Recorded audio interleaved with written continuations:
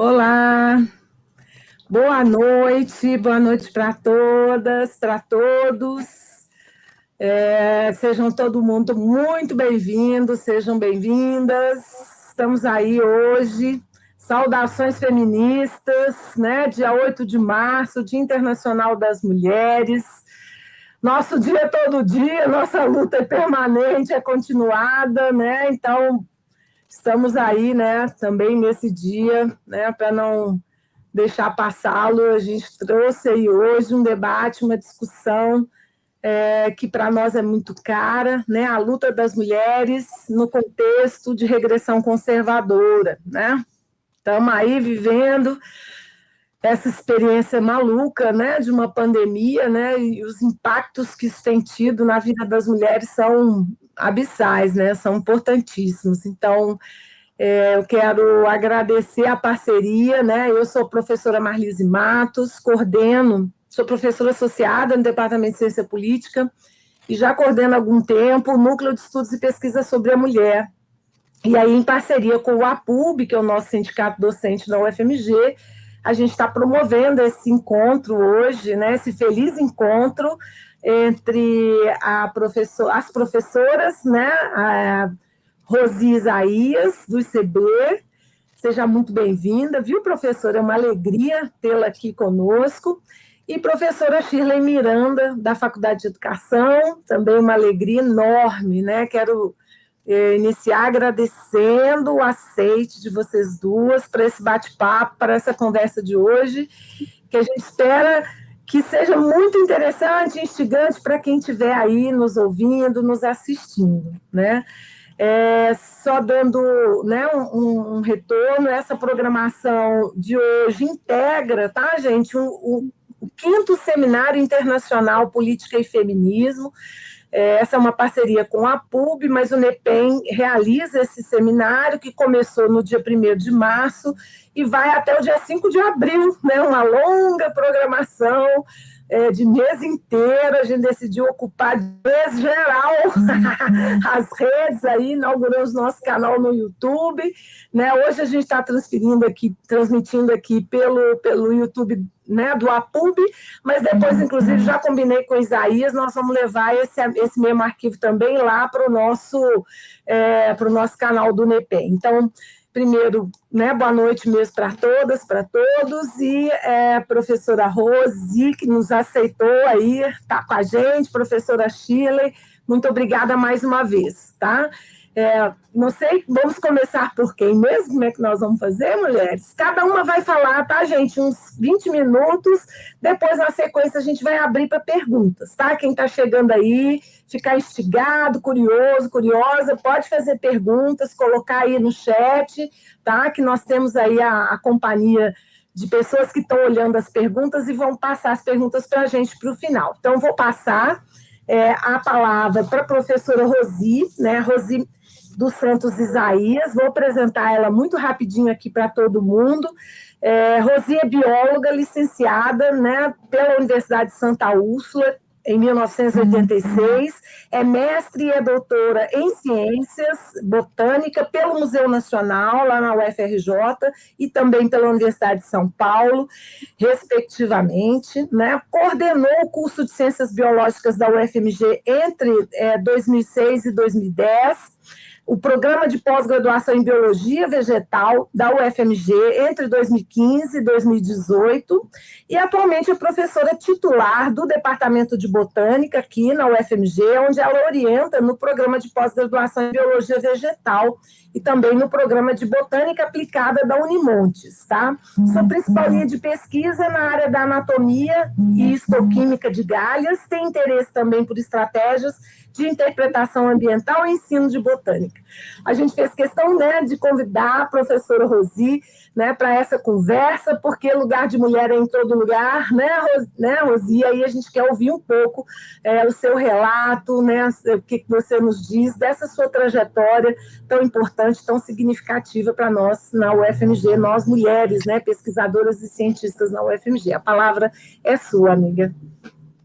Muitíssimo obrigada, Marlise, pelo convite, pela acolhida. Obrigada ao APUBH pelo convite também, pela iniciativa, professora Shirley, por estar compartilhando conosco aqui esse momento. Bom, eu me propus a falar um pouco da minha trajetória, pontuar a minha trajetória, falando dos desafios que eu encontrei e dos grandes encontros, que eu costumo dizer para os meus alunos, para os alunos da biologia, que nós temos que contar sempre com um componente incontrolável. Por mais que a gente estude, por mais que a gente se dedique, isso é importantíssimo, tem momentos na vida em que as adversidades nos atropelam. Então, é muito importante esses grandes encontros são muito importantes porque eles é que fazem, muitas vezes, a diferença. Bom, a Marlise já começou me apresentando. Eu sou mulher, negra, bióloga, e cursando biologia, me tornei professora, me tornando professora, me tornei botânica, e como botânica me tornei pesquisadora do CNPq. Hoje, estou no nível 1B do CNPq, e, salvo o melhor juízo, eu devo ser a única pesquisadora autodeclarada negra dentre as pesquisadoras 1B do CNPq. Somos poucas, né? Quanto mais a gente sobe nos níveis hierárquicos, menor é a nossa representatividade.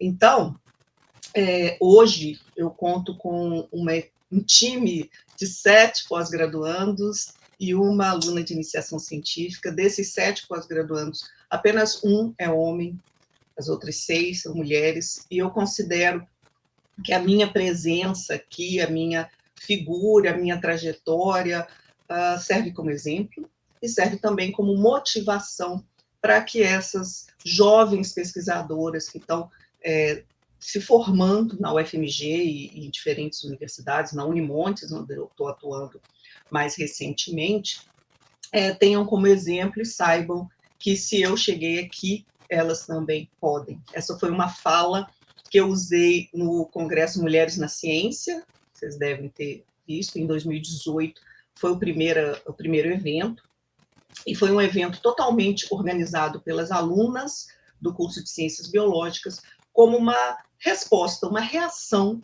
a um evento anterior, no qual todos os palestrantes, um evento no ICB, no qual todos os palestrantes eram homens. E isso deixou as meninas um tanto quanto indignadas, e a resposta, a reação delas foi promover o primeiro Congresso Mulheres na Ciência, na UFMG. E foi um evento muito interessante. Foi a primeira vez que eu falei não somente da minha trajetória, mas também de como ser uma mulher negra na ciência do Brasil. Pois bem, eu nasci na cidade de Nilópolis, mais conhecida pela sua escola de samba, a Beija-Flor de Nilópolis. E, sim, eu gosto muito de carnaval, gosto muito da minha escola de samba, já desfilei, aprecio muito essa parte cultural da minha história, né, da minha trajetória. E já fui criticada por isso. Vejam que coisa interessante, né? Já ouvi comentários do tipo, mas você gosta de festa.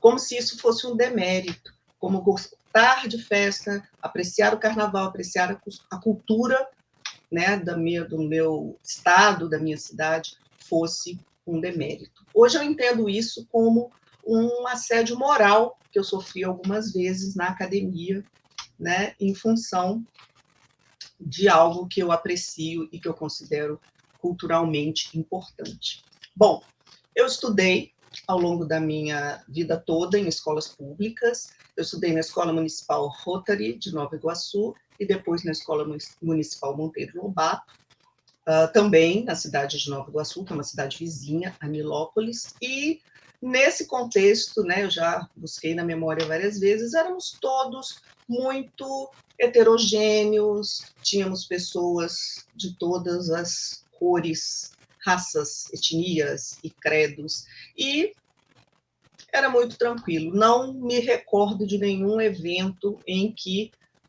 eu ou qualquer colega negro tenha sofrido qualquer atitude de racismo, né? Primeiro desafio, sair daquela zona de conforto, que é estar, né, próximo de casa, próximo dos colegas, perto da família, fazer graduação, e aí eu fui para a Universidade de Santa Úrsula, eu tinha que já me deslocar, esse eu considero um desafio que muitas das nossas alunas enfrentam. Eu pegava 2 ônibus, ou um metrô e um ônibus, ou um trem e um metrô, enfim, sempre meios de transporte muito lotados, gastando 1h30 nas conduções para ir e vir, 1h30 para ir, 1h30 para voltar, e isso não serviu de desestímulo, né? Lá estava eu cursando. Cheguei na graduação, olhei ao redor, falei, mudou o cenário, né? Já me tornei assim uma figura, um fenótipo diferente naquele contexto de uma universidade, a Universidade de Santa Úrsula, uma universidade católica, na época, hoje ela foi foi para um grupo privado, aí saiu do controle das Irmãs Ursulinas, mas naquela época era uma universidade católica, e nós éramos assim, eu contei nos dedos, gente, nós tínhamos assim 1 a 2% de alunos negros naquele contexto. Mas o ambiente sempre foi muito cordial, muito tranquilo. Também não consigo me lembrar de nenhum evento especial em que o fato de ser negra naquele contexto, ou dos meus colegas terem passado por algum constrangimento.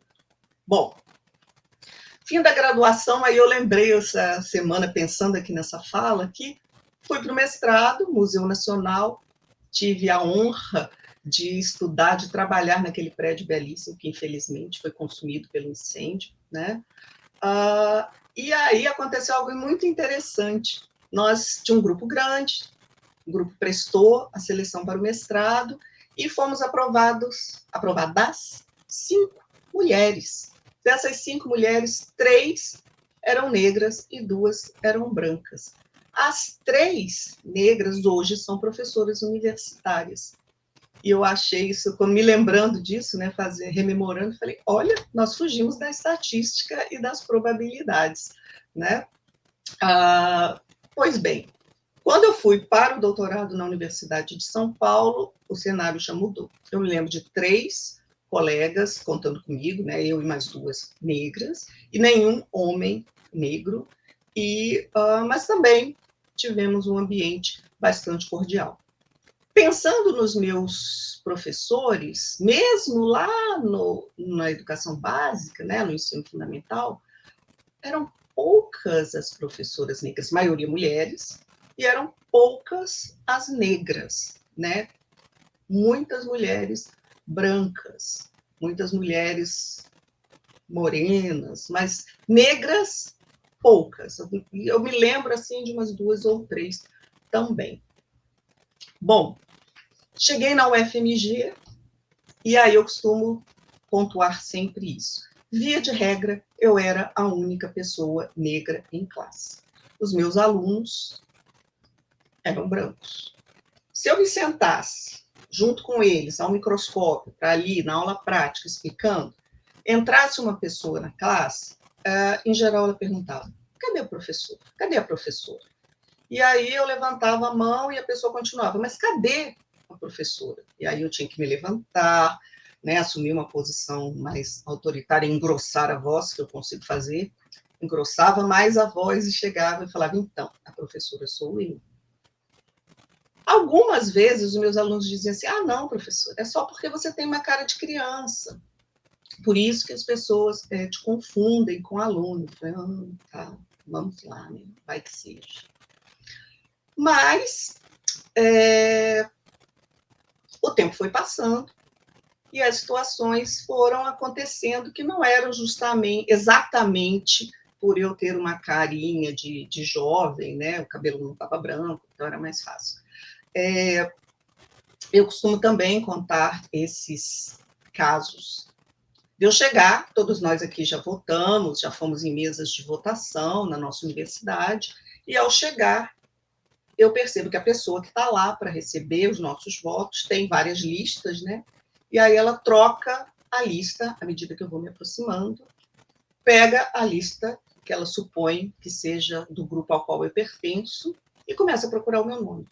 Bom, isso aconteceu várias vezes, gente. A pessoa começa a procurar no meu nome na lista de funcionários, né, técnico-administrativos. Não encontra e diz para mim, você não vai poder votar. Seu nome não está na lista. E aí eu digo, que tal você procurar na lista de professores? Aí a pessoa desmonta, fica absolutamente sem ação, puxa outra lista e fala, e aí fica aquela situação constrangedora. Detalhe importante, eu invariavelmente estou com o crachá pendurado no pescoço. Se a pessoa se desse ao trabalho de olhar para o crachá, veria que se trata de uma professora. Aí, bom, os anos vão passando, a Rosi se torna uma figura conhecida, aí esses eventos começam a ficar mais raros. Mas os funcionários aposentam e entram funcionários novos. E aí, há pouquíssimo tempo antes da pandemia, aconteceu novamente e a pessoa só teve o tempo de destrocar as listas rapidamente porque alguém, ao longo da mesa, lá no hall do ICB, chamou meu nome. E aí a pessoa desfez o movimento das mãos bem rápido, pegou a lista e falou, você é a Rosi, famosa Rosi? E aí eu digo, bom, se eu sou famosa eu não sei, mas eu sou a Rosi. O professor Carlos, nosso atual diretor, né? Sempre fala muito de você. Que bom, né? Espero que ele fale bem. Enfim, desfaz-se o mal-entendido rapidamente. Ela não precisou procurar o meu nome na lista dos funcionários técnico-administrativos. Ela percebeu que eu era a Rosi, porque ela já havia ouvido falar do meu nome. Mas e se eu sair do ICB? No ICB todo mundo me conhece. Mas se eu saio do ICB, volta a acontecer. E aconteceu na reitoria, eu fui para uma reunião e cheguei junto com 2 colegas brancas e o rapaz que vinha nos guiar até a sala onde aconteceria a reunião, muito simpático, sorridente, cumprimenta todo mundo e emparelha comigo, começa a caminhar e pergunta para mim assim, mas quem que você está acompanhando? Eu falo, estou acompanhando você, estou indo para a reunião. Não, sim, claro, entendi, mas quem que você está acompanhando? E a ficha, gente, custou a cair. Quando a ficha caiu, eu levei um susto, né, porque eu estava muito concentrada na reunião, que envolvia reitor de uma universidade internacional, e eu estava ali pensando nas possibilidades de parceria, porque eu era coordenadora da pós-graduação, aí eu vomitei o currículo Lattes em cima dele. Falei, desculpa, eu esqueci de me apresentar, e aí eu vomitei o currículo Lattes, ele desmontou também. Bom, e ficou pedindo desculpas ao longo da tarde inteira. O que a gente tira, o que eu tiro dessa experiência toda? É que o racismo na nossa universidade, infelizmente, é estrutural, né? Ele está presente no imaginário das pessoas, ou seja, uma pessoa com esse fenótipo não é uma professora, por suposto, né? É uma colega, com todo carinho e respeito que eu tenho pelos técnicos administrativos, é uma colega da administração, não uma professora com doutorado e com toda a trajetória que nós conhecemos muito bem qual é. Bom, o que eu posso dizer, então? A síntese é que, à medida que nós vamos avançando na nossa trajetória, enquanto mulher, enquanto negra, enquanto cientista, nós vamos nos tornando fenótipos mais raros e vamos causando estranheza. Para passar por tudo isso, eu contei com grandes encontros. Primeiro, e aí eu vou dar aqui um salve às mulheres que estavam pelo meu caminho. A minha mãe, que foi a primeira pessoa a cursar alçar o nível superior na minha família, então eu fui a segunda, e aquela primeira que fez mestrado e que fez doutorado. A professora Cândida, que foi minha professora de ensino fundamental na 5ª série, 6ª série, naquela época, hoje é 7º ano, né? E que depois veio a ser minha colega de trabalho, porque quando eu me formei, eu fiz concurso para o estado do Rio de Janeiro, virei professora, encontrei a professora Cândida em reuniões. Eu acho que isso deve tê-la feito muito feliz.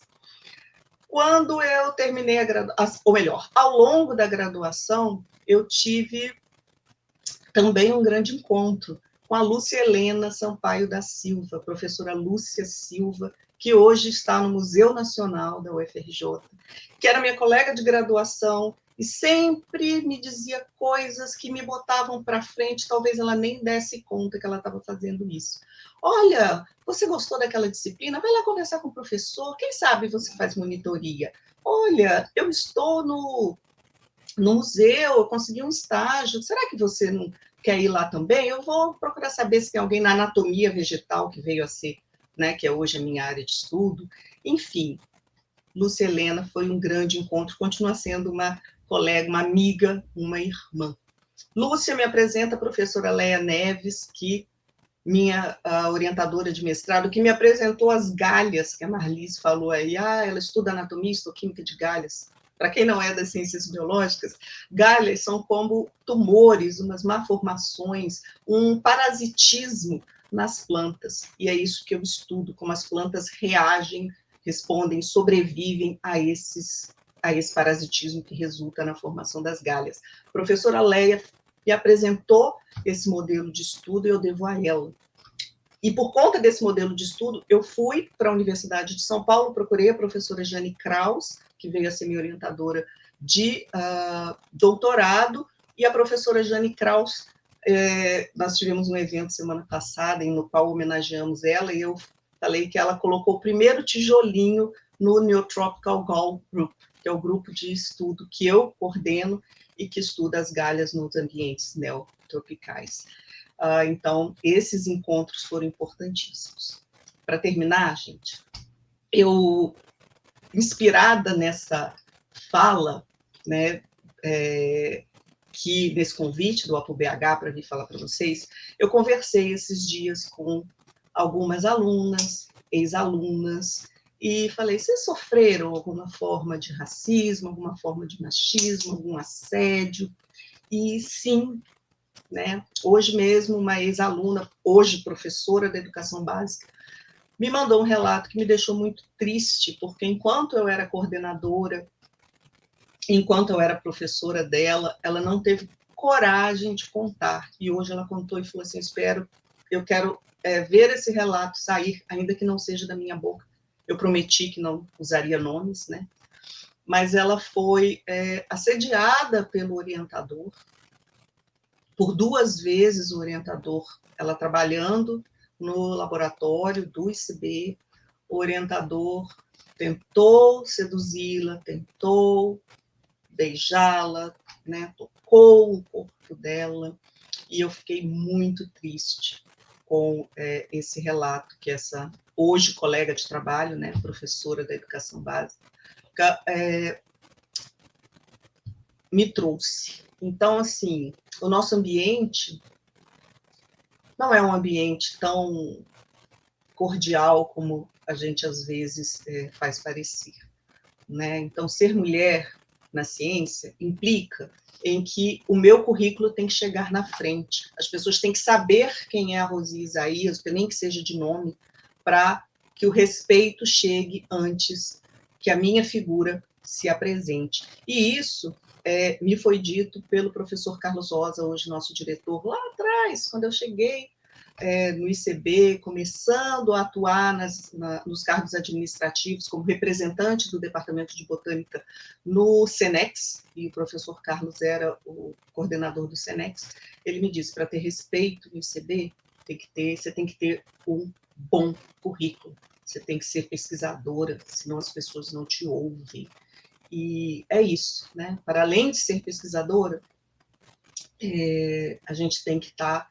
o currículo tem que chegar na frente, né? Porque as pessoas olham para a gente e ficam procurando desculpas, justificativas para, como é que eu vou dizer, desmerecer a nossa posição.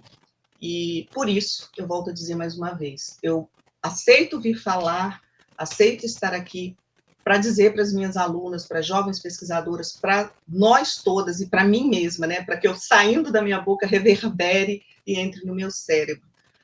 O momento não é favorável, mas nós não vamos desistir.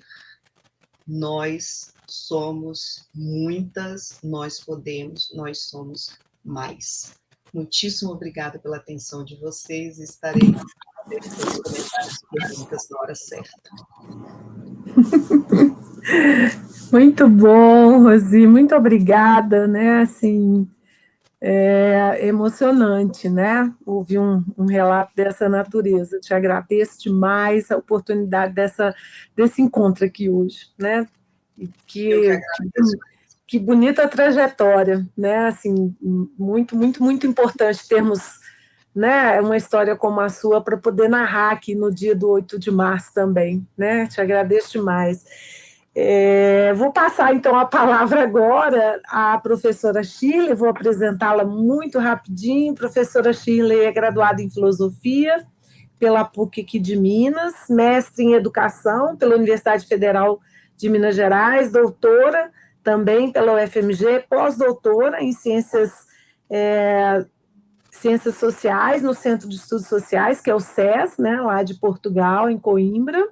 Atualmente professora associada da Faculdade de Educação da UFMG, no Departamento de Administração Escolar. Ela é integrante da equipe de docentes do curso de formação intercultural de educadores indígenas, né, na sua licenciatura, diretora de políticas de assistência estudantil, né, da Pró-Reitoria de Assuntos Estudantis, a nossa praia, aqui na UFMG, integrante também da Comissão de Ações Afirmativas, né, do Programa de Pós-Graduação em Educação, e desenvolve pesquisas sobre políticas educacionais e diversidade étnico-racial e cultural, com enfoque na educação indígena, educação quilombola, tematizando raça e descolonização dos processos educativos.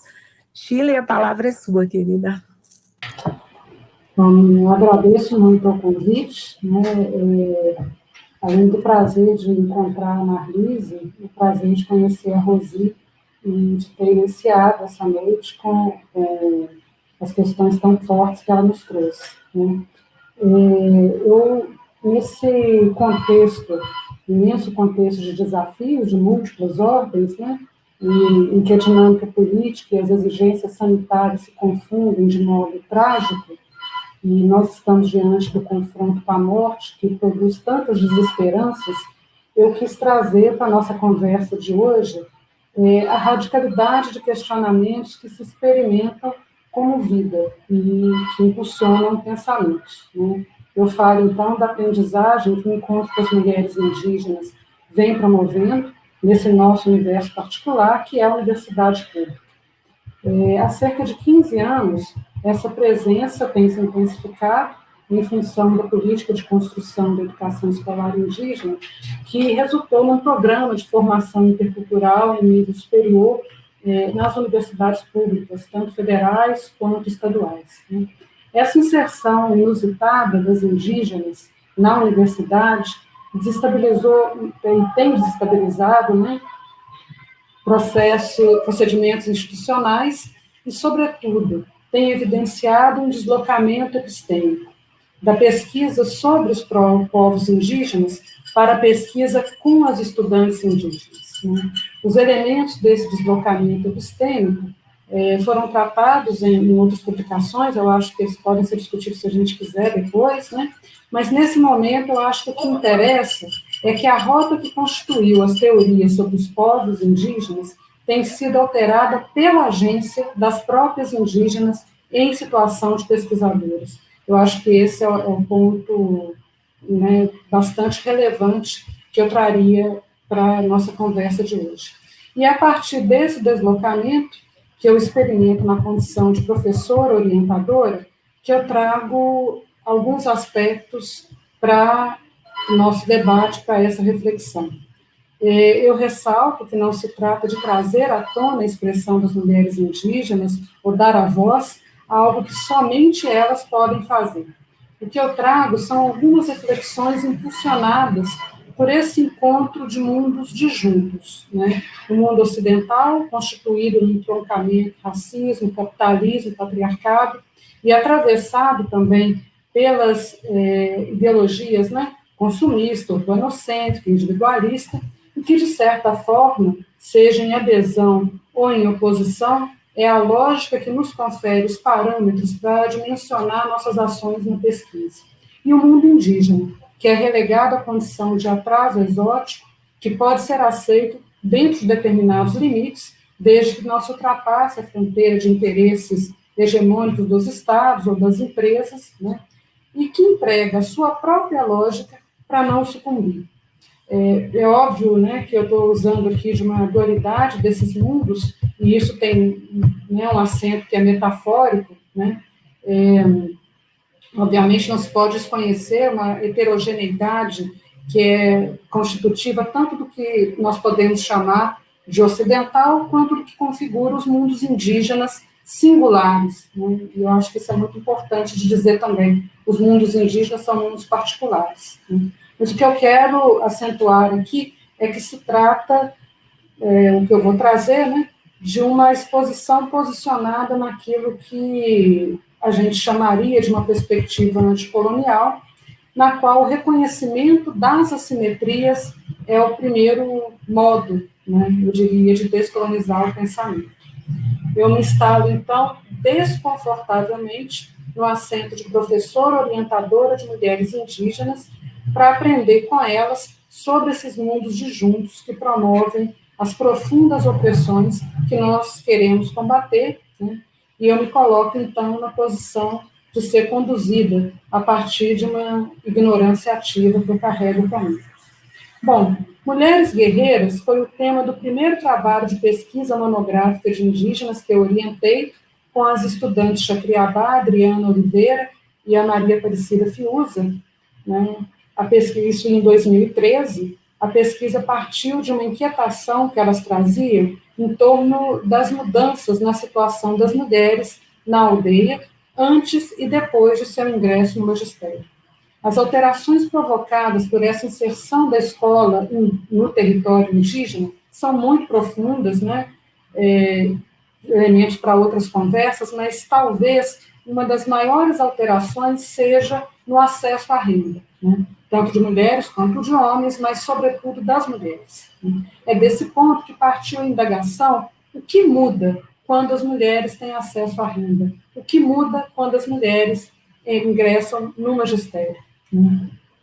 Na pesquisa, elas assinalaram a disparidade de poder entre homens e mulheres, também entre os povos indígenas, e demonstraram como os ideais que definem o masculino e o feminino se desestabiliza e se desloca no interior das aldeias indígenas, né?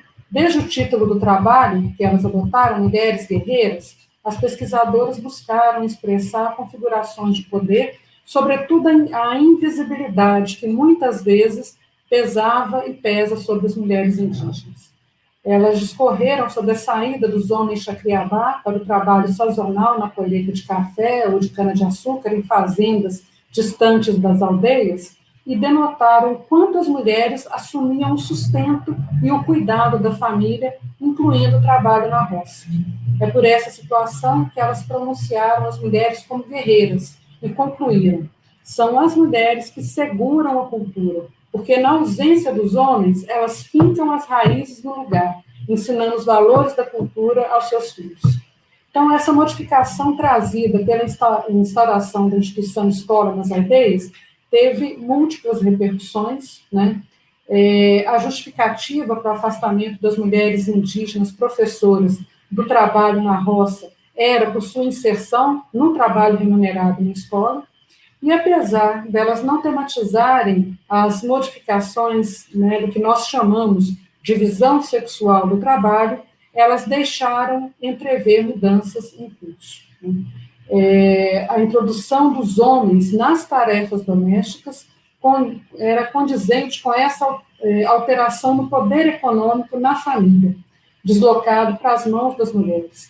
E as implicações dessas mudanças precisam ainda de análise, mas, sobretudo, precisam de análise que considere a especificidade indígena, e não faça uma transposição imediata de conceitos configurados no âmbito do saber científico acadêmico, como gênero, divisão sexual do trabalho e outros. É preciso que a gente consiga, nesse diálogo, produzir uma gramática que dê conta do que significam esses deslocamentos, né? Um outro deslocamento que eu, né, quero trazer para essa conversa, seria a ênfase de que as mulheres sempre estiveram em todas as lutas indígenas.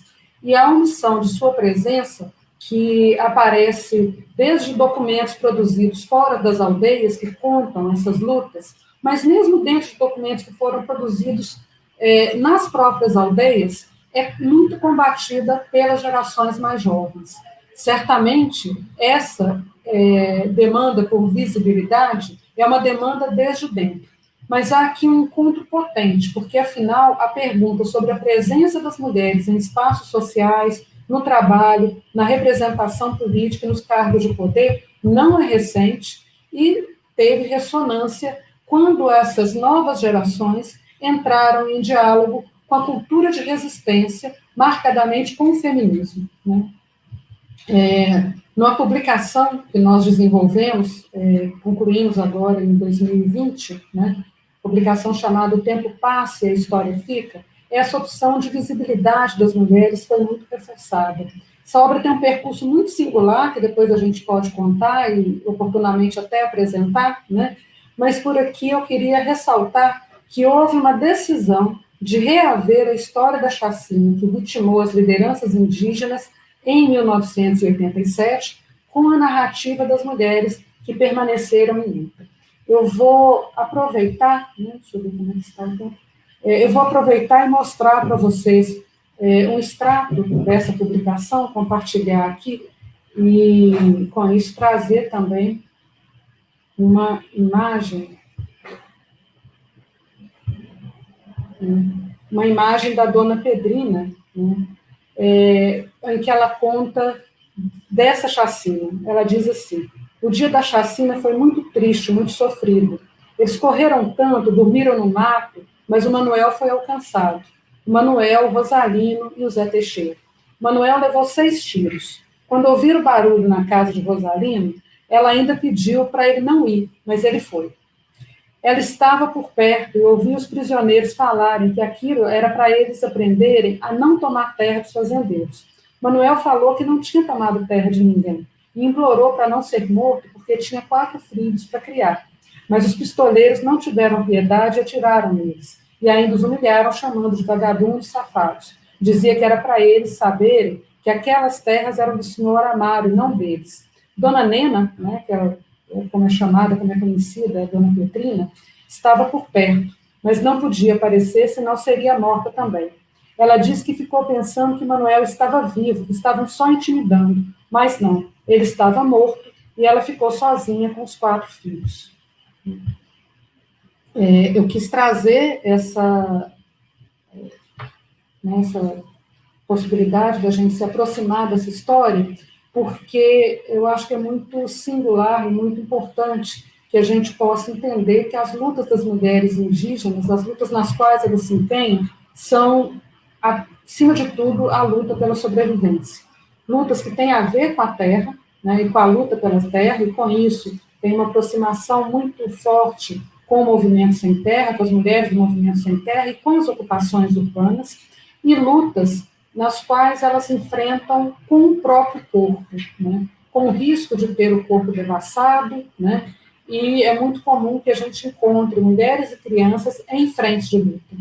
Aqui eu ressalto também o trabalho que elas sempre fizeram, um trabalho em mutirão, na produção de alimentos, né, como é destacado também pela Dona Nena. Depois eu vou mostrar uma outra, vou mostrar de uma vez, uma outra imagem em que aparece o trabalho do mutirão.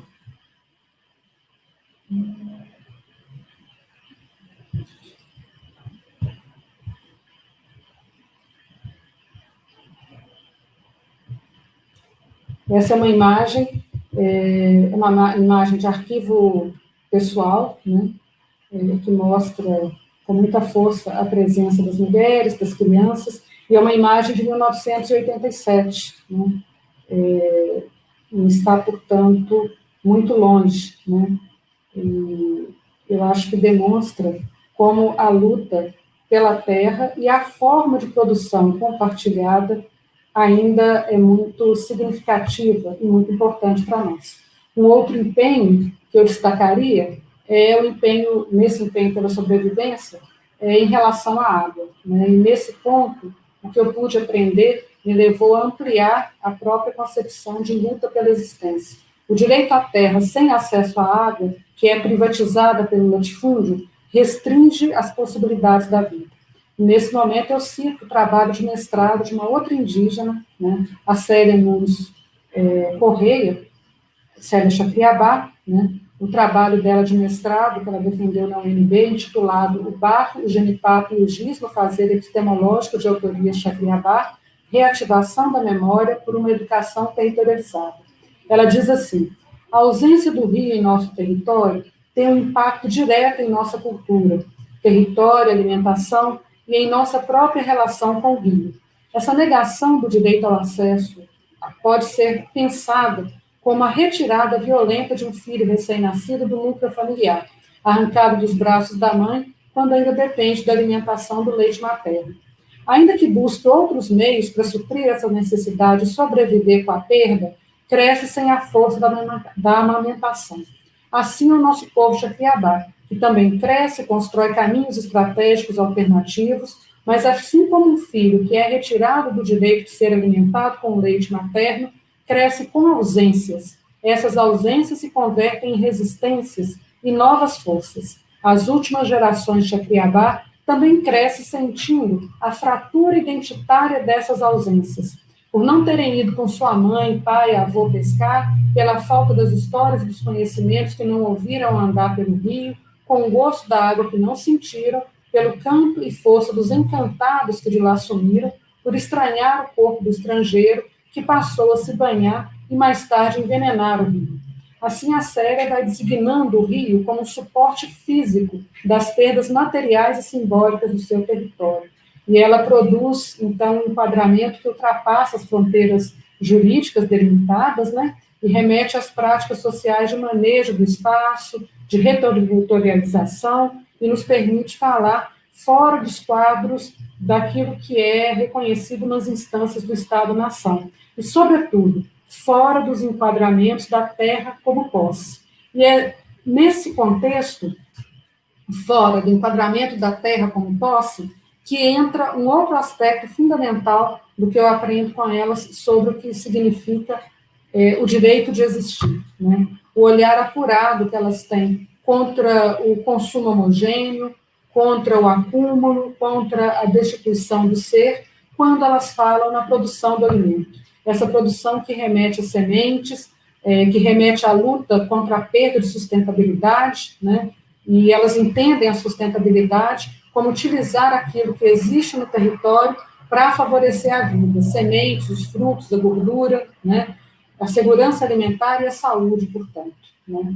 E também como as tecnologias impactam as vidas e os costumes, né? E como trazem perdas. Portanto, eu estou tentando tratar aqui, né, uma perspectiva de assumir a existência de equivalências, não de horizontalidade na nossa relação, mas de equivalência. Eu entendo que a equivalência nos permite identificar alguns paralelismos entre sistemas de classificação distintos, nos permite descobrir congruências, sugerir similaridades, né? Como se, é como uma coisa que pode relacionar com o outro, criar circuito e conectividade, né? Aprender com essas lutas, né, tem me levado a entender a radicalidade da defesa da vida, né? O acesso à terra é convergente, mas também é mais amplo, ele diz respeito à disputa pela derrocada de um dos pilares fundamentais da sociedade ocidental, que é a propriedade privada, mas também a forma como nós entendemos o que significa o acesso ao alimento que é produzido numa relação fora da indústria alimentícia. E me ajuda também a entender dores convergentes que incidem sobre o corpo. Eu aprendi muito escutando as estudantes indígenas, né, escutando as mulheres indígenas, sobre como o corpo delas é constantemente exotizado e descartado. Suas histórias pessoais de maus tratos, também de assédio na universidade, o que não só nos choca, mas, sobretudo, nos entristece, nos causa mais uma dor, né? Suportar o peso da humilhação, da violência, inclusive da violência obstétrica, que é algo que a gente tem aprendido muito sobre as violências obstétricas. Eu acho que tem outras professoras, a Lídia Pancrácio, a Érica Dumont, da Escola de Enfermagem, a Ana Rabelo, que acompanham essas pesquisas e que nos aprendem muito. Bom, eu vou chegando ao final, né? Uma aprendizagem que para mim foi muito importante, muito significativa, foi quando elas trouxeram os homens como aliados. A Marlise deve se lembrar que no ano de 2016, nós realizamos no FIEI, o curso de formação intercultural de educadores indígenas, um seminário que discutiu o feminismo e trouxe o feminismo indígena como interrogação. As mulheres indígenas não se diziam feministas, e nós conseguimos, depois de 5 dias de debate, a Marlise participou conosco, de debate com as mulheres indígenas e mulheres não indígenas, né, nós concluímos que a tensão ou o afastamento delas desse parâmetro do feminismo estava numa compreensão de que a oposição patriarcal estava localizada nos homens. Nós conseguimos entender, em um outro trabalho de doutorado, né, de uma não indígena também, que foi guiado por uma indígena que agora é indicada ao título de doutora por notório saber, a Sueli Machacali, né, ela nos trouxe uma noção muito importante que foi a de complementariedade ou de parceria. Né? Essa singularidade indígena precisa ser considerada e talvez os nossos conceitos não sejam ainda capazes de nos auxiliarem nesse entendimento. Eu percebi, por exemplo, que a violência doméstica ela é enfrentada, ela não é tolerada, ela não deixa de acontecer, mas ela não é tolerada, e em seu combate estão também os homens, né, sobretudo os homens lideranças. Por fim, né, para terminar mesmo, eu queria trazer de onde é que a gente aprende a esperançar. A Célia também nos lembra que as mulheres de seu povo são muito recentemente conhecidas como lideranças, né? E elas foram pessoas que deram e que dão ainda a sua vida, né, na luta para defender direitos. E elas nos pedem, o que elas nos trazem é sempre que as novas gerações aprendam com essas lutas.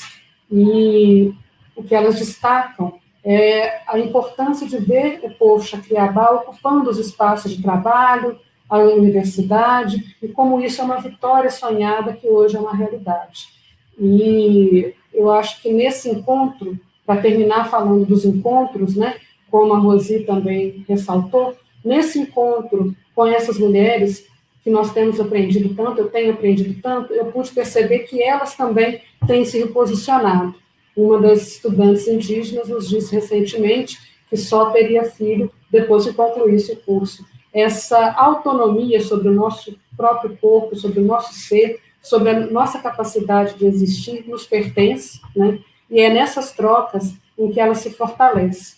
Eu diria que eu aprendi com a Xacriabá a usar temperos, né, como cominho, a usar espessante, como a fécula de batata, e eu aprendo com elas que a gente deve temperar a luta com esperança no futuro. É só com esses temperos que a luta pode prosseguir. Eu não sei se eu passei muito, me desculpe, Marlise, se eu ultrapassei muito, e eu fico por aqui. Obrigada. Muito bom, muito obrigada, Shirley. Não passou nada, 1 minutinho a mais, assim. É lindo, né, gente? A gente vê aqui, né, 2 mulheres potência, né, de lugares tão distintos, né, falando um pouco desses gigantescos desafios, né? Eu acho que a gente tem ainda muito na UFMG o que caminhar, né? Muito, muito mesmo, assim, ainda a avançar, né? Mas já também temos conquistas, né? Para saudar e para, né? Eu acho que o FIEI, né, Shirley, foi para mim uma grande.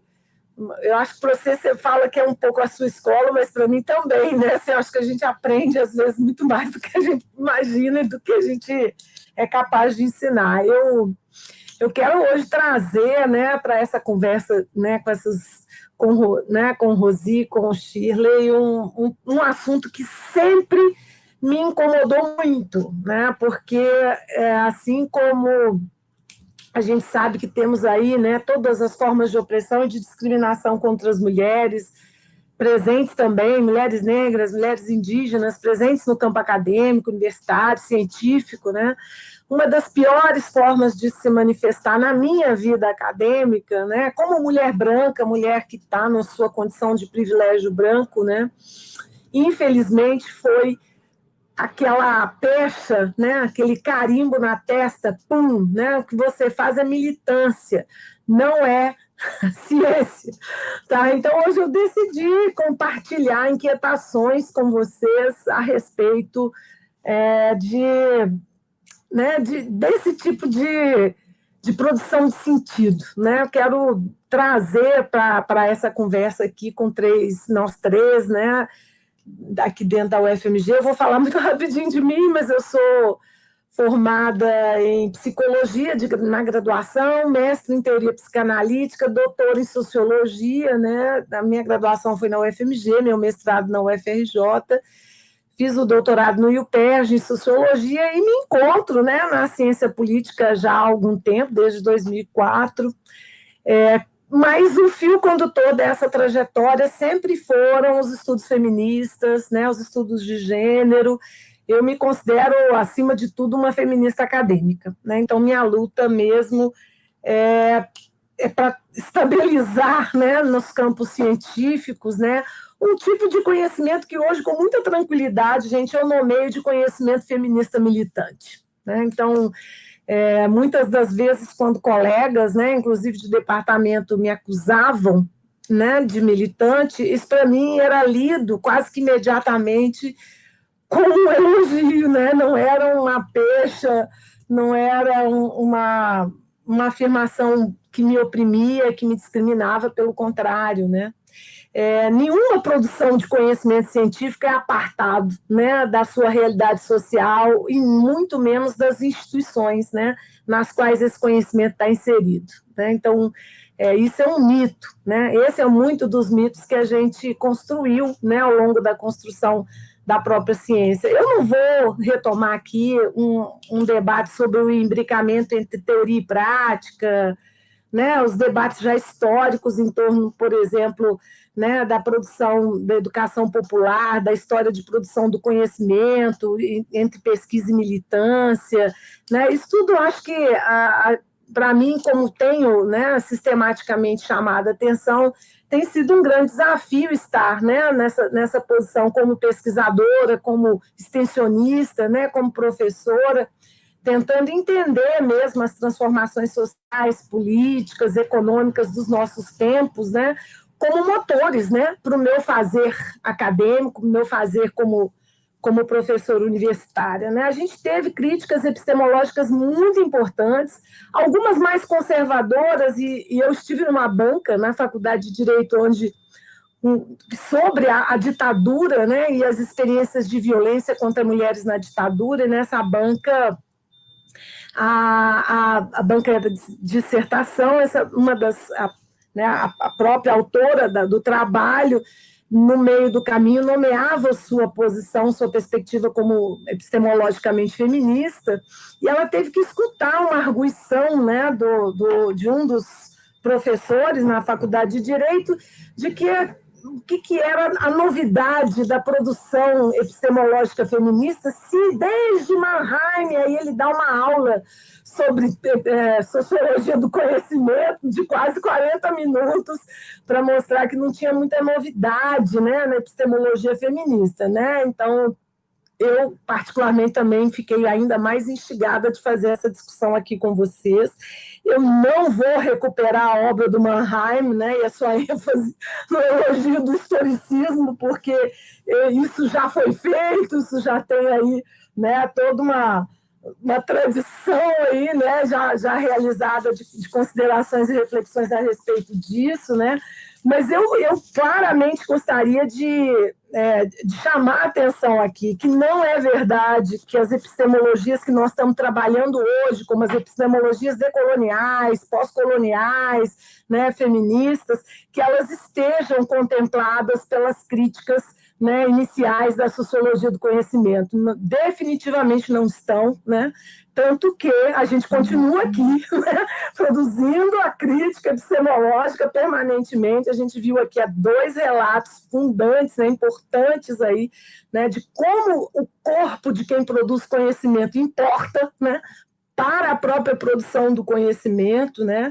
Então, eu não vou entrar nesse debate sobre o historicismo, né? Até porque, né, a discussão feminista e epistêmica feminista foi muito além, né? Não quer nem o essencialismo historicista e muito menos o essencialismo biologizante, né? Então, eu não vou entrar aqui, né, nessa querela. E é claro que o conhecimento é o fruto de uma construção social, todas nós, todo mundo aqui sabe disso, né? E a gente sabe também, né, que é inverídica essa afirmação de que exista uma universalidade abstrata, né, desse discurso científico que se externaliza de uma forma, né, geral, universal, né, descorporificada. Isso, de fato, nós acabamos de escutar 2 colegas nos mostrando, né, o quanto, né, a experiência do lugar de onde se vem, da pele que se tem, né, da tradição indígena da qual você é filiado, né, tem o seu pertencimento fundante, afetam, né, o caminho, a forma de produzir esse conhecimento e a maneira como você pode ser capaz de fazê-lo, né? E eu queria aqui mais chamar a atenção para um aspecto que eu acho que é muito importante, que a gente, às vezes, esse colega, por certo, deixou passar batido, né? O que é o elemento mais radicalizador dessas experiências críticas feministas e também críticas da raça, da etnia, né?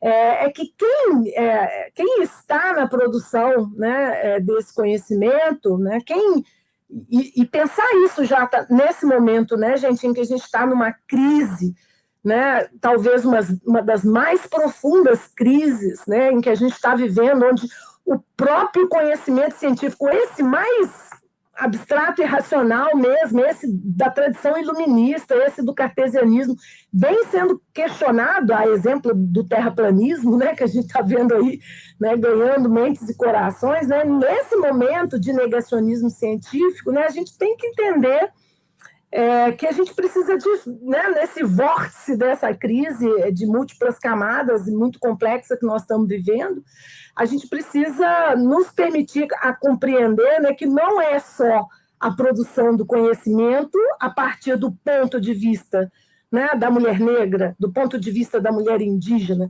mas é um conhecimento comprometido, né, com a transformação, né? Esse é o segundo ponto que eu acho que nossos colegas não conseguiram compreender, né? A interferência e a militância é estruturadora das nossas formas de produzir o conhecimento, porque nós queremos um conhecimento a serviço da transformação do mundo, né? No cerne desse redemoinho hoje precisaria estar, né, o nosso compromisso ético com a transformação da nossa realidade. E esse vácuo, né, que inclusive é um vácuo de ciência, de racionalidade, é justamente a revelação mais explícita, né, desse vazio que a gente tem em relação ao compromisso, né? A gente escuta muitos dos nossos colegas fazendo análises assim também totalmente descorporificadas, né, do desespero que é o que nós estamos vivendo, né, gente? A gente está vivendo hoje, né? Tenho nomeado, né, o aselvajamento do patriarcado racista no Brasil hoje. Né? Um patriarcado que se revelou, né, um patriarcado racista que se revela ainda mais cruel, né, do que há 5 anos, há 6 anos, há 10 anos atrás. Né? Infelizmente, nesses momentos críticos, né, essa carga, o fardo do nosso tempo histórico vão recair em quais ombros, né, gente? Essa que é a pergunta. Né? Nos ombros de quem estão recaindo as consequências, os impactos perversos das mortes, né, pelo Covid-19, por exemplo. né? Quem são as que estão, né, completamente sobrecarregadas, com jornadas múltiplas de trabalho, né, com a jornada do trabalho de cuidado, que nunca foi, de fato, né, dividida, compartilhada de forma democrática nos nossos lares nesse país, né? Então, assim, a integração do processo de produção, né, com o cuidar, com o processo reprodutivo, que nunca existiu, que sempre foi, né, a luta pelo debate, né? A Shirley menciona a divisão sexual do trabalho, que a gente continua como feminista desde os 60, desde os 50, chamando a importância, né, da discussão e do debate. A ausência do debate sobre o compartilhamento das esferas do cuidado, né? A gente foi para a esfera pública, as mulheres fizeram esse movimento, né? Apesar de toda a modernidade, né, iluminista dizer para a gente, não, mulher fica no privado, homens no público, né? Aqui nós estamos conversando como professoras que já romperam, né, como boa parte das mulheres nesse país, esse lugar da esfera doméstica como sendo o estereótipo, o papel, né, legitimamente associado às mulheres. As mulheres hoje estão em todos os lugares, né? Alguns com mais pregnância e outros com menos, mas é nesse momento da crise, né, onde você tem esse asselvajamento do patriarcado racista, né, é que esses corpos, que são aqueles que, de fato, devem estar e precisam estar pensando esse momento crítico, eles não comparecem, porque eles não são escutados mais uma vez, né? Então, eu tenho reivindicado desde sempre que nos comitês, por exemplo, que pensam Covid-19 e os impactos de Covid, onde estão as mulheres nesses comitês, né? Cadê a presença das pesquisadoras mulheres nos comitês, né? As decisões, vai fechar, vai abrir a escola, né? Cadê o ponto de vista, né, de uma experiência da ciência produzida do lugar feminino, né, que sabe dos desafios que a gente está colocando e que precisam ser colocados quando você tem que tomar decisões absolutamente significativas que vão afetar, né, de modo muito radical a vida de todas nós. Então, o que o feminismo e a epistemologia feminista avança em relação à lógica do historicismo é um conhecimento de fato responsável e responsivo, né? Um tipo de conhecimento que agora eu acho que está mais urgente e necessário do que nunca, né? Porque a violência que nós estamos vivendo, né?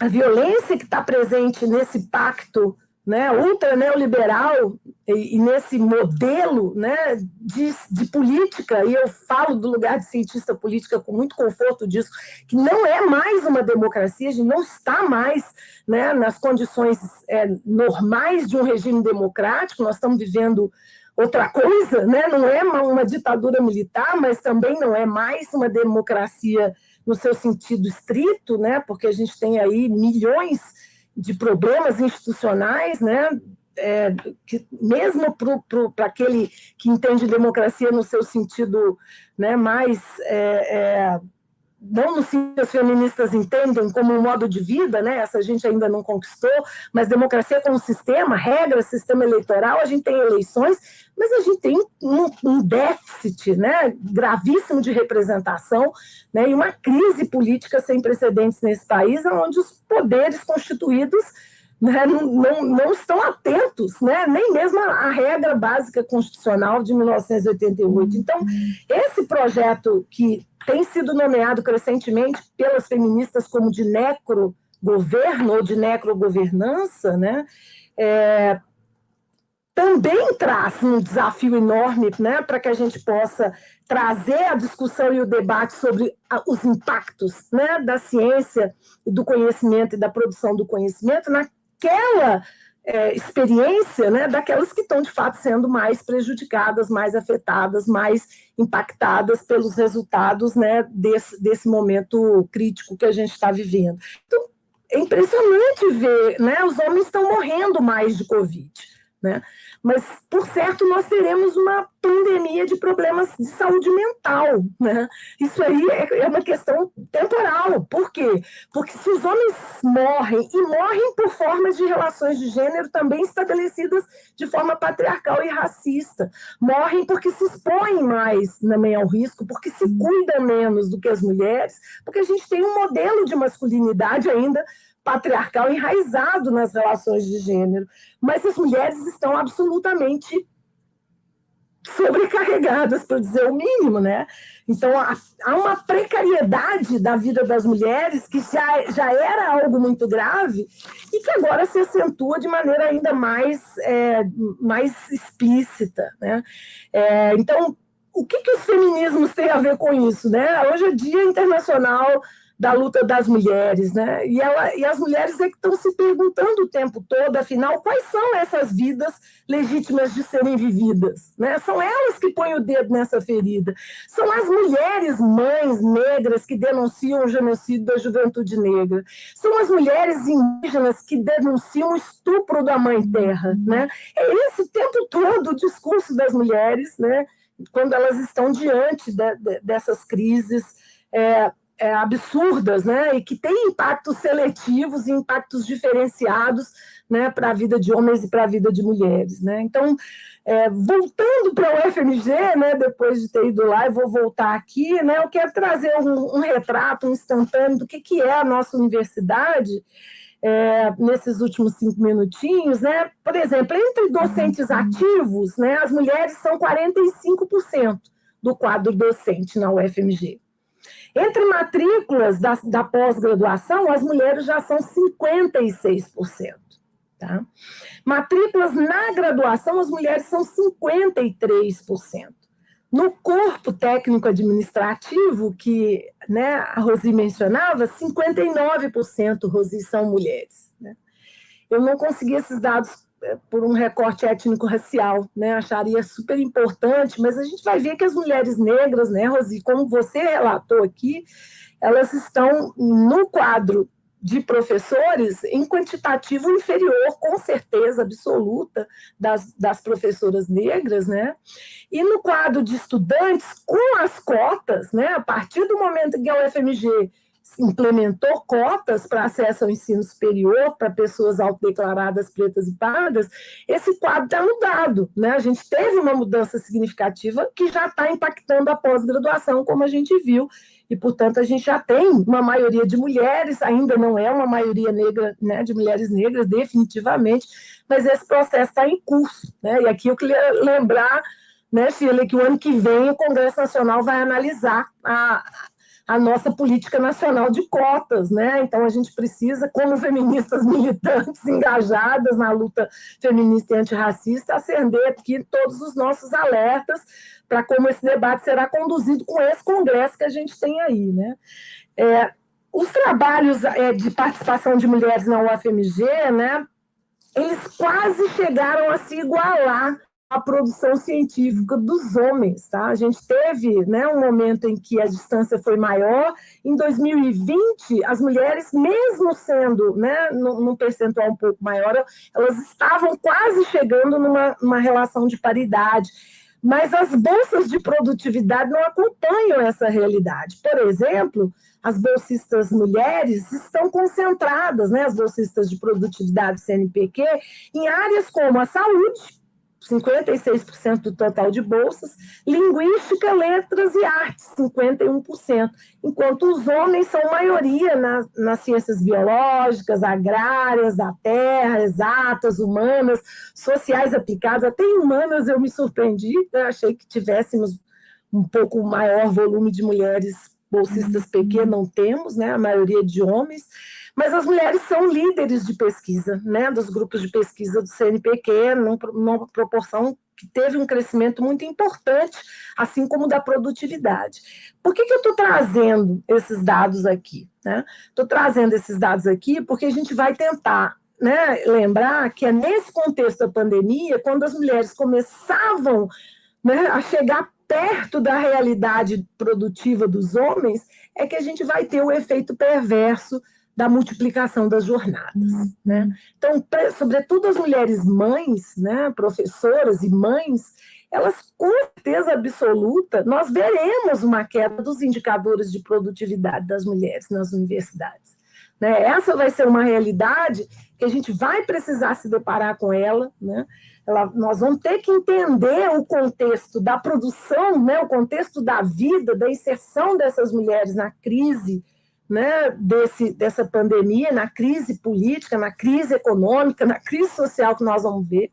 Nós já retornamos à miséria, à fome, né, e aqui eu estou falando de uma casta, né, estou falando das professoras, estou falando, né, dessas que não estão vivendo essa experiência perversa do retorno da fome, mas essa é outra experiência devastadora, na outra ponta dessa experiência. Então, mais do que nunca, né, eu diria, reafirmaria com muita tranquilidade, né, que a gente precisa, hoje, ainda mais do que precisávamos antes da pandemia, de um conhecimento engajado, militante, feminista, antirracista. Né?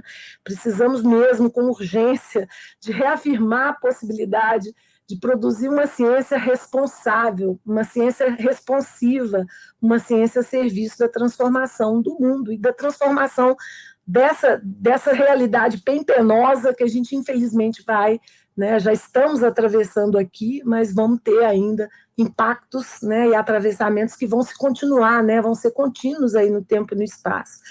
Então, eu queria aqui deixar, né, para esse debate, né, que a gente possa dar visibilidade e importância para essa produção de conhecimento, né, um conhecimento comprometido, né, com a transformação da vida das mulheres negras, da vida das mulheres indígenas, da vida das mulheres periféricas, da vida das mulheres pobres, né, da vida das mulheres que estão lá, né, nas grandes periferias agora, né, precisando escolher entre se transportar e colocar comida no dia seguinte na mesa, né, porque o Brasil, infelizmente, retorna, né, para esse lugar né, das escolhas dramáticas, das escolhas daquelas vidas que a gente sabe que não são reconhecidas como definitivamente dignas de serem vividas, né? Então, o descaso desse governo para com as mortes, né, da pandemia também claramente assinalam isso, né? Quem são as vidas que importam, né, para quem está hoje no poder nesse país. Então,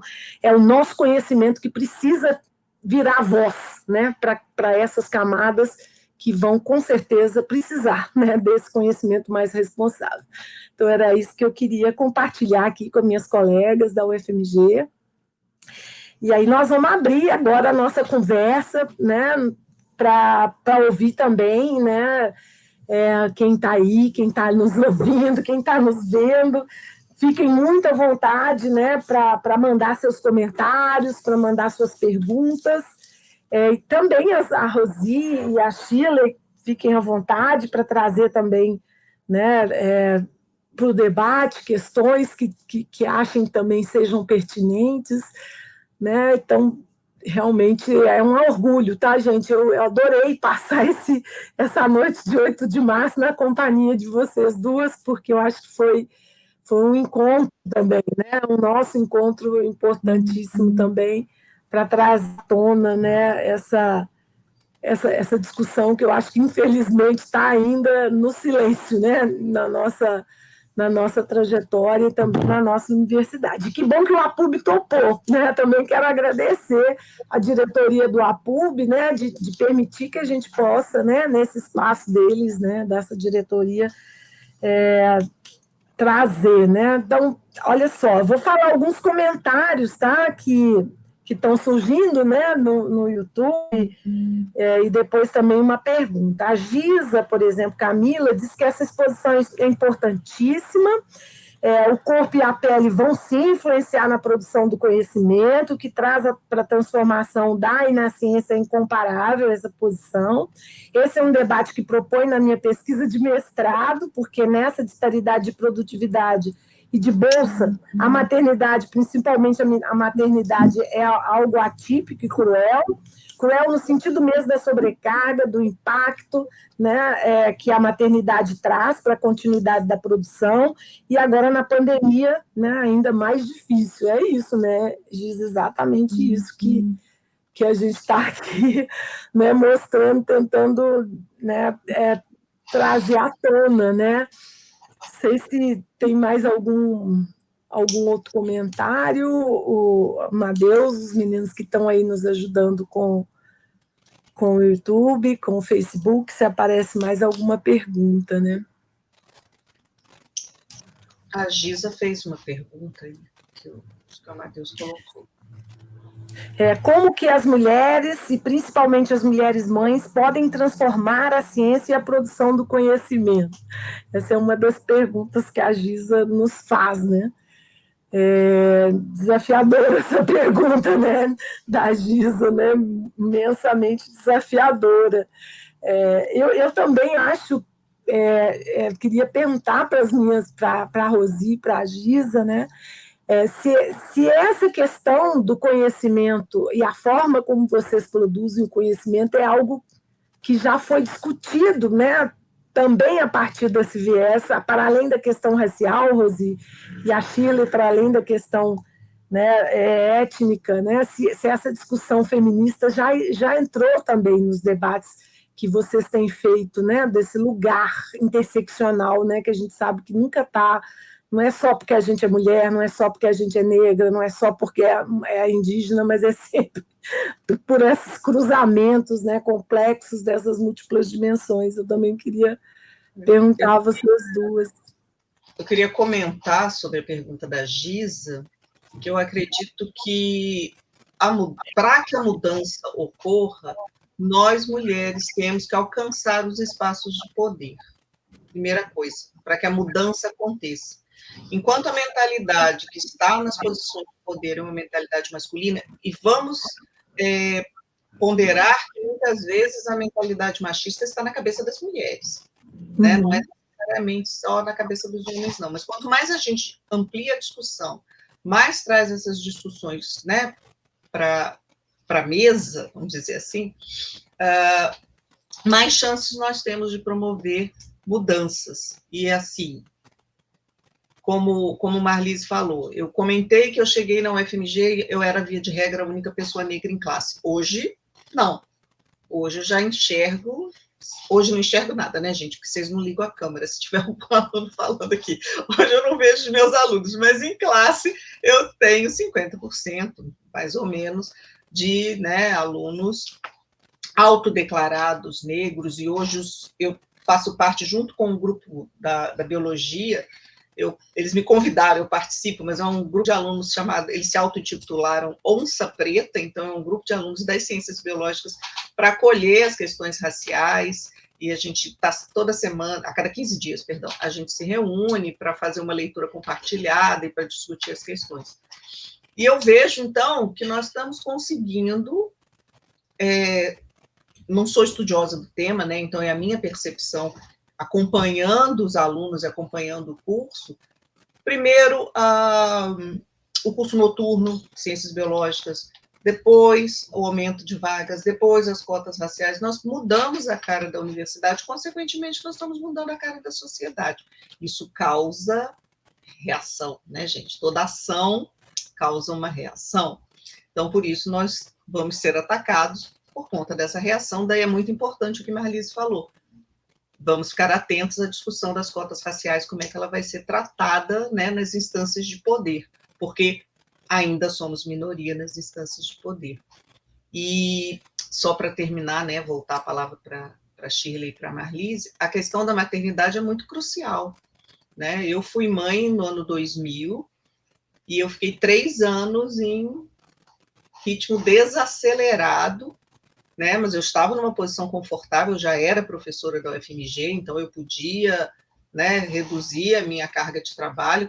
As meninas que estão na pós-graduação não podem se dar esse luxo, então ficam mais sobrecarregadas ainda, mas é realmente um impacto muito grande. Como é que a gente muda isso? Estando nos postos de decisão para dizer alto lá, tem que ter um fator de ponderação aqui, não pode dar o mesmo tratamento, sabe, para homens e para mulheres, e exigir, né, que a gente não procrie, não viva a maternidade, não tenha vida pessoal, não é porque é assim que funciona. Não precisa ser assim que funciona. E aí eu vejo o exemplo das mulheres indígenas como digno de nota, né? São guerreiras, são estruturantes da cultura. Eu gostei muito de aprender aqui hoje com a Shirley.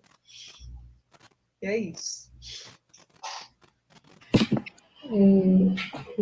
Concordando assim, muito com as questões que a Rosi trouxe, eu acho que o debate sobre a produção científica, ele não pode ser um debate fora das relações de poder, e, sobretudo, ele não pode ser um debate fora daquilo que constitui os parâmetros de funcionamento da universidade. E eu acho muito significativo, né, que a presença das mulheres altere essa rota.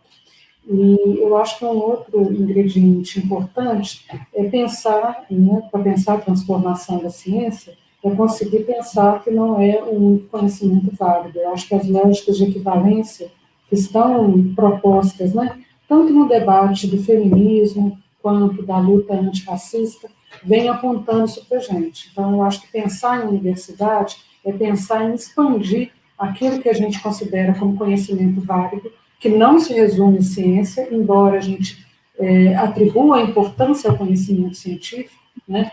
Mas esse deslocamento, ele é um deslocamento produzido, sim, tem sido produzido, sim, ao longo do tempo, pela epistemologia feminista. Então, eu sempre digo, quando a gente pensou, né, eu, Lucinha, a Bárbara, né, um conjunto de colegas da Faculdade de Educação, quando a gente começou a pensar numa perspectiva anticolonial, era para tentar pensar isso, pontos de convergência, né, pontos de contato, pontos de conexão, mais do que aquilo que a ciência nos trouxe como parâmetro, que é a disputa.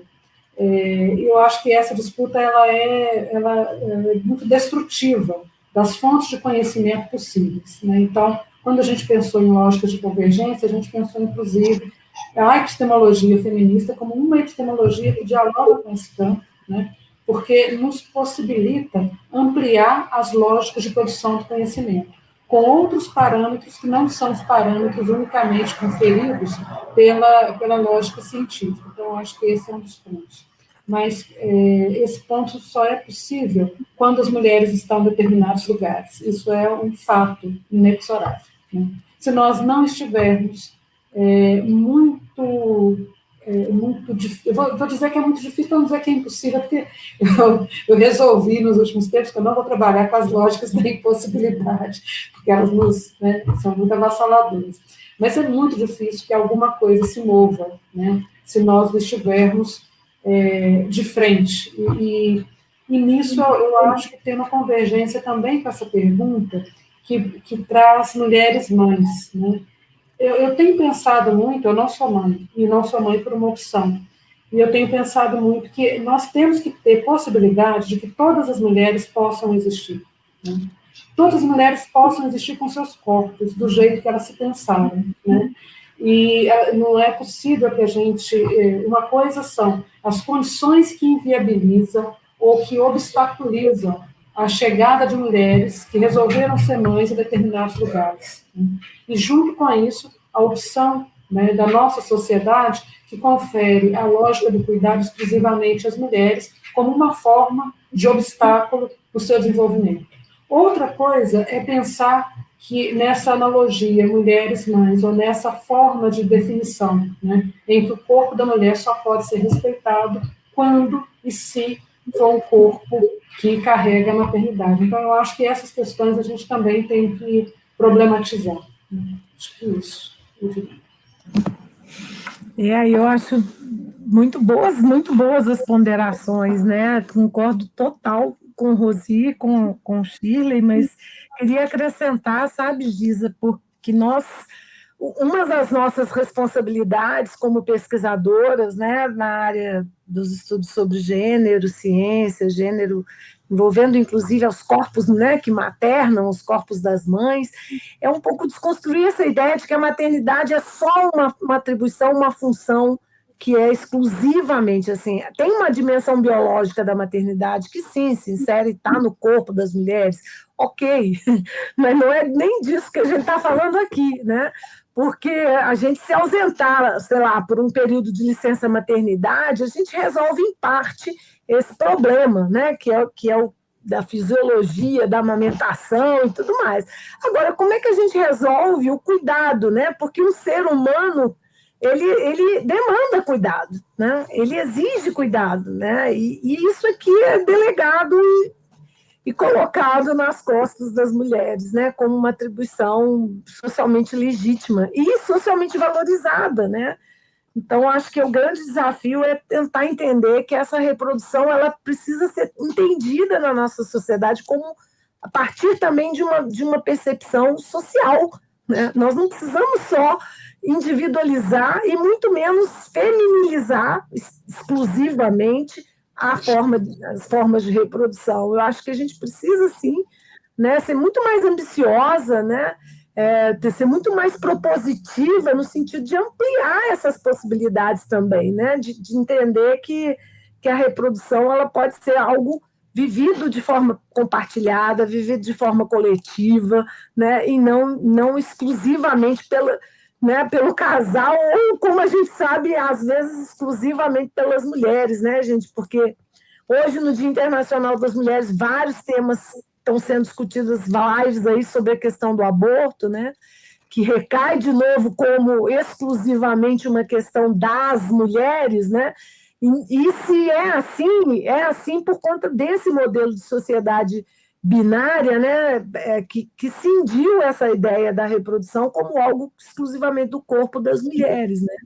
Então, a gente sabe que as mulheres acabam, né, sozinhas para tomar essa decisão, né, essa difícil, essa dolorosíssima decisão, né? Então, a gente sabe que infelizmente, né, o cinismo impera também nesses debates, porque antes de uma mulher fazer o aborto, né, ela já foi largada pelo seu parceiro, né, pelo seu ex-companheiro, né? Quase sempre é assim, né? Ela vai fazer solitariamente, né? É quase que como uma atitude mesmo com frequência de muito desespero, né? Então, esse é um tema que a gente não fala das masculinidades discutindo o aborto, a gente culpabiliza as mães que cometem o aborto, né? Uma sociedade hipócrita, né? Cínica, né? Que traz nos ombros das mulheres mais essa culpa cristã aí que nunca deveria estar. Mas eu acho que a gente precisaria mesmo de uma produção de conhecimento que entendesse o processo reprodutivo muito mais além da dimensão tanto individual da mulher, que biologicamente é aquela né, que materna, quanto do ponto de vista de um coletivo, né, indo além do casal, né, da família que é essa, mononuclear, né, ou só de mulher, né, que a gente sabe, não sei se todo mundo aqui tem noção disso, né, mas 40% dos domicílios brasileiros nesse país só tem mulheres, gente. Tá? Não tem marido, não tem companheiro. Né? E isso diz muito da nossa condição de pobreza, inclusive, né? Porque a gente sabe que as mulheres são discriminadas no mercado de trabalho, que as mulheres têm as múltiplas jornadas. Então, isso é um curto-circuito vicioso, né? Do ciclo da nossa, né? Do nosso processo de empobrecimento. Então, é preciso coletivizar o cuidado, né? É preciso a gente pensar em estratégias de coletivização, inclusive do processo reprodutivo.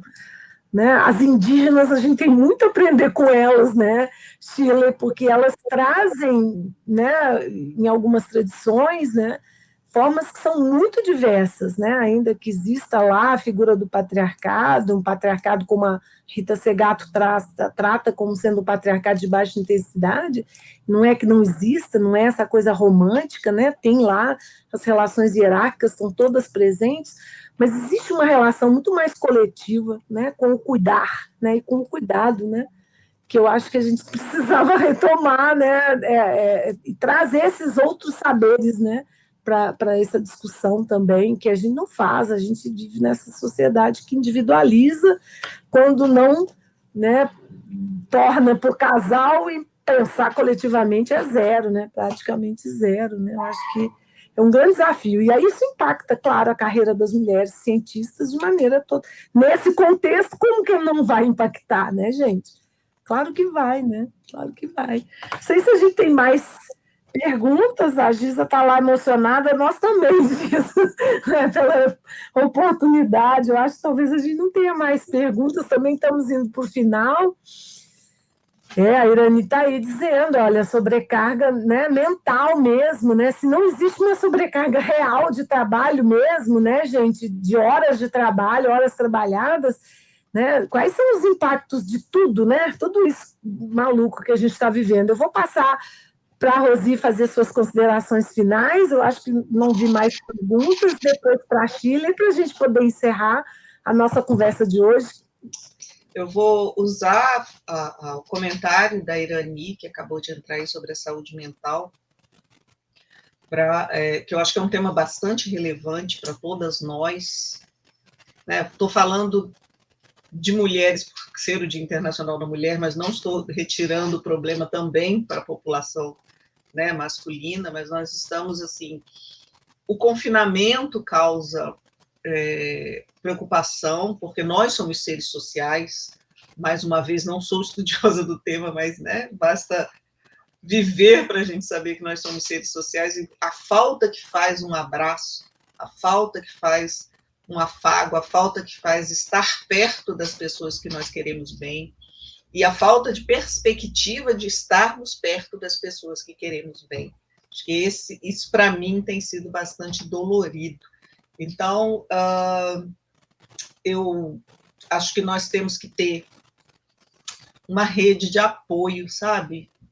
Com as pessoas que estão por perto, buscar ajuda mesmo, não nos trancarmos mais dentro de nós mesmas, não termos vergonha de dizer que não estamos dando conta, que a carga está pesada, e pedirmos socorro. Sempre é possível pedir socorro para alguém, né? Para uma amiga, para uma parenta, para alguém, para um profissional. Se não temos recursos para buscar ajuda profissional, vamos buscar, né, o carinho das pessoas que estão próximas, porque realmente eu tenho visto, né, minha filha, que já é adulta, mas eu tenho visto meus afilhados, crianças, sofrendo por não estarem podendo conviver, né, socialmente. Então, a internet nos traz algumas facilidades, mas nos tira a capacidade de contato, e nós somos seres sociais, precisamos desse contato. Nesse Dia da Mulher, eu, assim, creio que não podia terminar, ainda não está terminando, né? Ainda tem muito dia pela frente, as últimas horas aí são preciosas, mas não podia ser, assim, um dia mais feliz, coroado com essa oportunidade de estar aqui compartilhando e aprendendo com vocês. Obrigada, Shirley. Obrigada, Marlise. Obrigada a toda a audiência aí que nos acompanhou. É isso. Bem, eu queria reforçar essa questão que a Rosi trouxe, né? Duas questões que eu acho muito importantes. A primeira, dos afetos, né? Eu acho que os afetos estão sendo confiscados mesmo, né? E nós sabemos do que se trata isso, porque os afetos nos levam para lugares que fazem alcançar muito, né? Então, eu acho que esse momento é um momento difícil também por isso, né? Pelo confisco dos afetos. Mas também queria dizer da potencialidade dos encontros, que foi também a Rosi que pronunciou logo no início, e eu vim para cá hoje pensando muito nisso, né? Assim, de todos os obstáculos que a gente enfrentou, tendo mulheres ao nosso lado, né? Eu acho isso muito importante. Não quer dizer que os homens não participem, mas quer dizer que a gente sabe do que se trata, e a gente conta com uma solidariedade que nós sabemos fazer, nós sabemos ler, nós sabemos entender. Eu acho que isso é muito importante, né? E eu agradeço muito por essa oportunidade do encontro de hoje.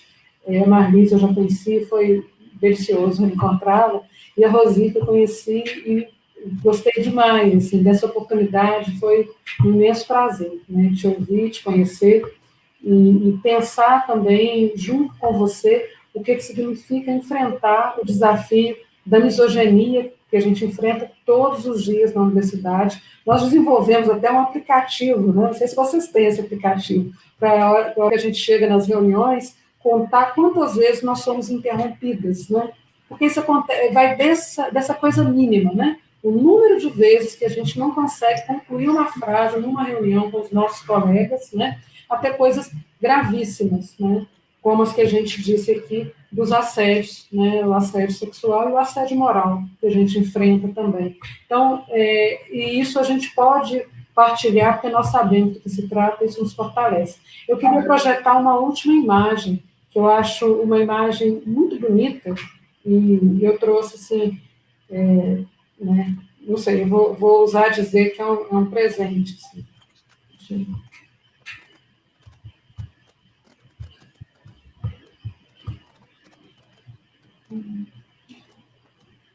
Eu fechei.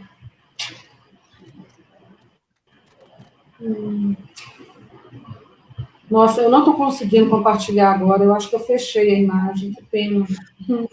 Shirley, vai tentando aí, que eu vou dar uns recadinhos aqui, eu quero continuar e convidar mais uma vez, né? Como eu comentei, o NEPEM está realizando, o NEPEM, que é esse núcleo de estudos e pesquisa sobre a mulher, a gente está realizando esse grande seminário, e o tema do dia 10, gente, é maternidades e migrações, né? Para a gente ver como existe aí uma sintonia, né, nessas questões. Então, dia 10 do 3 às 19 horas, né, maternidades e migrações, uma análise do aprofundamento das desigualdades entre mulheres em tempos de Covid-19.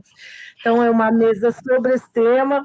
No dia 15, a gente vai falar sobre representação política e democratização dessa representação, os enormes desafios, né, que estão aí em jogo.